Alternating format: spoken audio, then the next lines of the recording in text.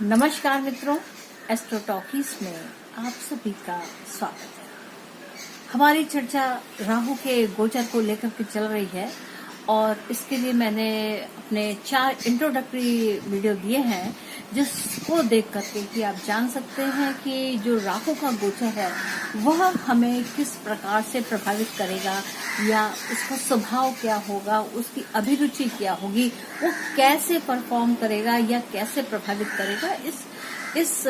इन 4 videos को देख करके आप जान सकते हैं।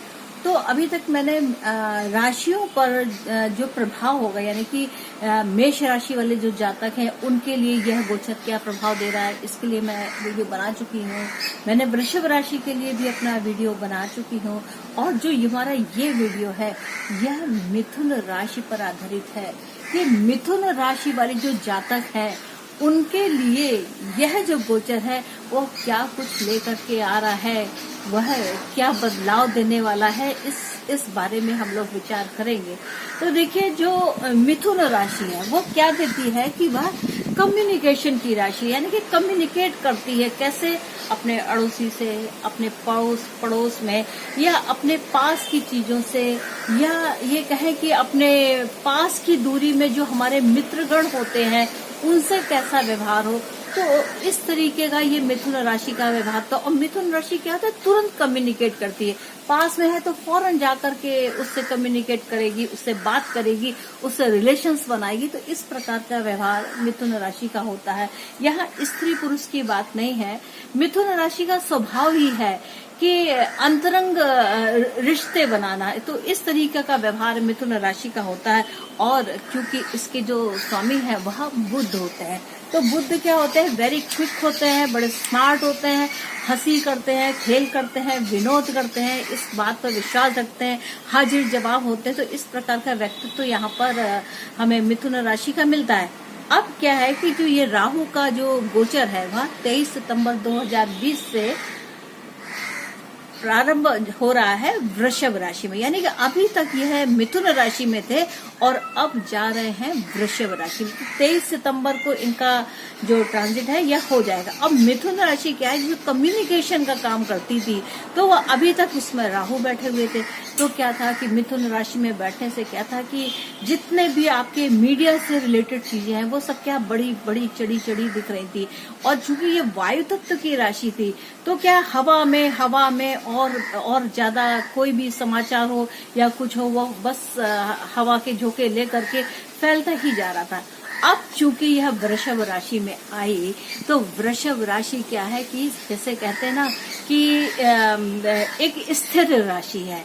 तो क्या है कि अब जो ये स्वभाव जो था कि बड़ा चढ़ा के बातें बता देने का या उसका विवरण देने का, तो अब उसमें कहीं ना कहीं स्थिरता आएगी, एक सॉलिडनेस आएगी कि जो कुछ कहना है वह सच ही कहना है। तो जो मिथुन राशि वाले जो जातक हैं इनके लिए यह जो गोचर है यह उनके द्वादश भाव से होगा। यानी कि द्वादश भाव क्या है, द्वादश भाव उनके खर्चे का भाव है, द्वादश भाव उनके लिए विदेश का भाव है, द्वादश भाव उनके लिए अगर कहें कि हॉस्पिटल से भी रिलेशंस रखता है। और द्वादश भाव मिथुन राशि वालों के लिए बाईं आंख का भी काम करता है, बायां नेत्र से संबंध रखता है। तो हो सकता है कि यहाँ पर आपके आंखों से के संबंध में कोई परेशानी उत्पन्न हो सकती है जिसकी वजह से आपको हॉस्पिटलाइज होना पड़े, या आप कहीं किन्हीं आश्रम्स में खुल करके दान देने की बात सोचें और उसको करना चाहें। हालांकि ये करने के लिए आपको 18 महीने का समय है, क्योंकि जो यह राहु का गोचर है ये 18 महीने चलने वाला है। तो इस तरीके की जो बात है वह हो सकती है क्या कि आप कहीं दान कर सकते हैं और हॉस्पिटल्स में खर्चे कर सकते हैं। आप अपनी स्वास्थ्य को लेकर के भी यहाँ पर थोड़े चिंतित रह सकते हैं। तो इस तरीके की बात। और हाँ, अगर कहीं आपका किसी मुकदमे से या कोई पुलिस से या चोरी वगैरह इस तरीके का कोई बात है तो भी आपको इससे संबंध में कुछ कार्य करना पड़े, ऐसी स्थिति की हो सकती है।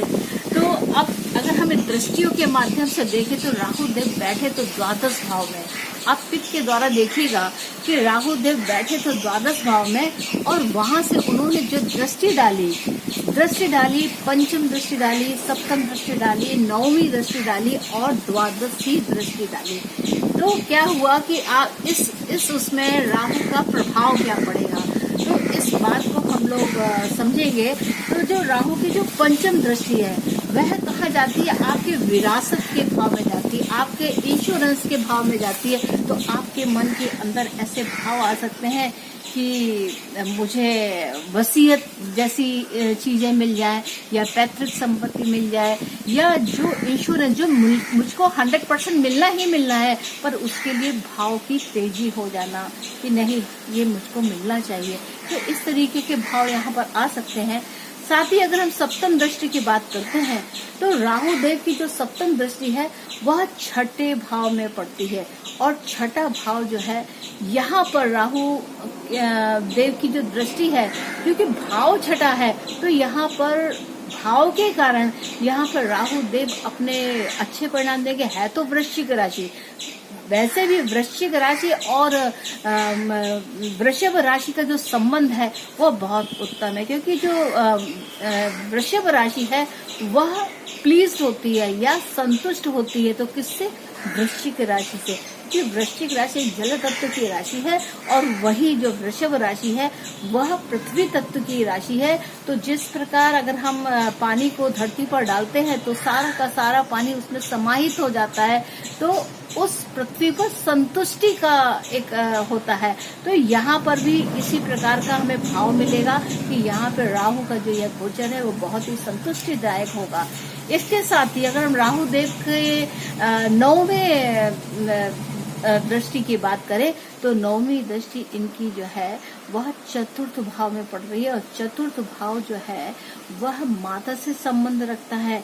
और यहाँ क्या है कि मिथुन राशि वाले कहीं ना कहीं अपनी माता से प्रभावित होंगे, या माता के कारण कुछ बेचैनी भी हो सकती है, क्योंकि चौथे स्थान पर राहु का होना एक मानसिक कष्ट को देने की बात होती है। परंतु क्या है कि यहाँ पर राशि कन्या है, तो कन्या राशि में राहु के आने से क्या है कि दृष्टि के आने से क्या है कि कन्या राशि में राहु के यहाँ पर हमें अच्छे परिणाम दिखाई देंगे, क्योंकि कन्या राशि में राहु उच्च के बौद्धिक क्षमता का प्रयोग कर करके कुछ ना कुछ अच्छा निकाल ही लेंगे।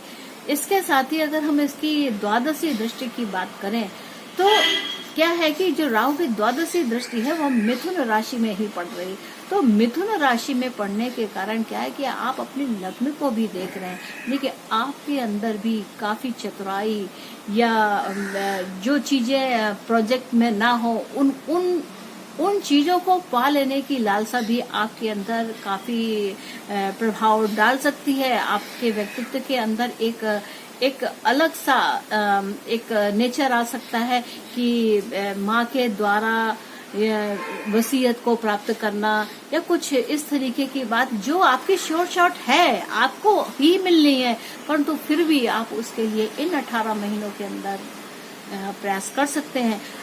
ये जो गोचर है ये कहीं ना कहीं से राहु जो है वह विरासत से संबंध अधिक रखते हैं, कोर्ट केसेस से संबंध रखते हैं, और जिसमें माता का भी इन्वॉल्वमेंट हो, ऐसी चीजें हो सकती हैं। तो यहाँ पर राहु का इस तरीके का हमें प्रभाव मिलेगा। तो यहाँ पर अगर देखें, और हाँ अगर देखें अष्टम भाव जो है वह साथ में जीवन साथी के धन का भी संबंध रखता है। तो क्या है कहीं ना कहीं यहाँ पर जीवन साथी के द्वारा धन प्राप्त करने की भी इच्छा प्रबल रह सकती है। तो यहाँ पर आप देखिए तो क्या है, पूर्ण रूप से देखें तो जो वृषभ राशि है वह पृथ्वी तत्व की राशि हुई, मकर राशि भी पृथ्वी तत्व की राशि है, वृश्चिक राशि जिसमें वो बराबर से दृष्टि डाल रहे हैं वह जल तत्व की राशि है, कन्या राशि एक पृथ्वी तत्व की राशि है। और तो क्या है यहाँ पर देखिए तीन राशियां जो हैं वह पृथ्वी तत्व से संबंध रख रही है, यानी कि स्थिरता से संबंध रख रही है। तो कुछ ना कुछ यहाँ पर राहु जो है स्थिरता लेकर के आ रहे हैं। साथ में अगर हम मिथुन राशि को देखते हैं तो मिथुन राशि क्या है, मिथुन राशि तो हवा की राशि है, तो वायु तत्व की राशि होने के कारण इन्होंने काफी प्रोजेक्शन हाई फाई फाई साई जो भी आप कहें वो इन्होंने दिखाए और बड़े ही विस्मयकारी इन्होंने फल दिए। परंतु अब कुछ सॉलिडनेस के साथ, ठोस जानकारी के साथ, ठोस सबूत के साथ यहाँ पर राहुदेव काम करने वाले हैं। तो मित्रों, ये मेरी बात थी राहु के गोचर को लेकर के मिथुन राशि में, और आगे भी हम इसी श्रृंखला को जारी रखेंगे। शेष सारी राशियों के बारे में राहु के गोचर को लेकर के चर्चा करेंगे, और आशा है कि आपको मेरा यह एपिसोड अच्छा लगा हो, और आप अगर मेरे एपिसोड से एंजॉय करते हैं तो then please do like, share and subscribe my channel Astro Talkies. और फिर शीघ्र ही मिलते हैं आपसे कर्क राशि को लेकर के। तब तक के लिए नमस्ते।